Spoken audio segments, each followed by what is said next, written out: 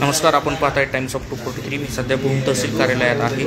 या ठिकाणी आपण पाहतोय की भूम तहसील कार्यालयातील अव्वल कारकून जे की महसूल कर्मचारी संघटना महाराष्ट्र राज्य भूम तालुका अध्यक्ष जे आहेत हरिश्चंद्र पवार साहेब ते या ठिकाणी आहेत। आपण पाहतोय की त्यांच्या खिशाला काळी फीत लावलेली, शर्टला काळी फीत आहे। सध्या भूम तहसील कार्यालयात काळी फीत लावून कामकाज सुरू आहे आणि आपण त्यांच्याकडून जाणून घेणार आहोत की नेमकं काळ्या फिती लावून हे जे त्यांचं कामकाज सुरू आहे ते नेमकं कशामुळे आहे। नमस्कार, आज ज्या तुम्ही काळ्या फिती लावून तुमचं काम सुरू आहे ते नेमकं त्याचं कारण काय आहे? महसूल कर्मचाऱ्यांचे बरेचसे प्रश्न या संदर्भात पडून आहेत।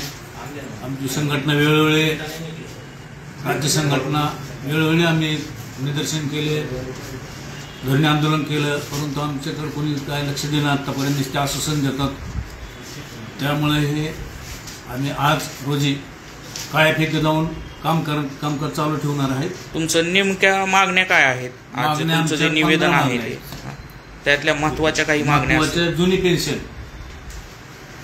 60 वर्ष वय निवृत्तीचं आणि आकृती प्रमाणे कर्मचारी भरणे, अशा अनेक मागण्या आहेत। तरी आता तुमचं आज काळ्या फिती तुम्ही लावलेल्या आहेत।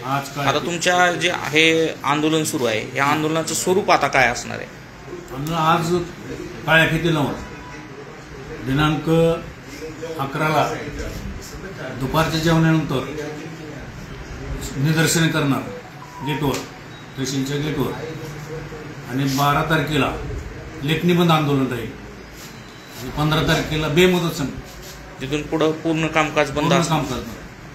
तर आपण पाहिलं सध्या राज्याचं पावसाळी अधिवेशन सुरू आहे आणि त्या पावसाळी अधिवेशनात त्या मागण्या मान्य करून घ्याव्यात यासाठी हे उपोषण त्या ठिकाणी ते आंदोलन या ठिकाणी सुरू आहे आणि बेमुदत बंद 15 तारखेपासून ते कामकाजाचं करणार आहेत।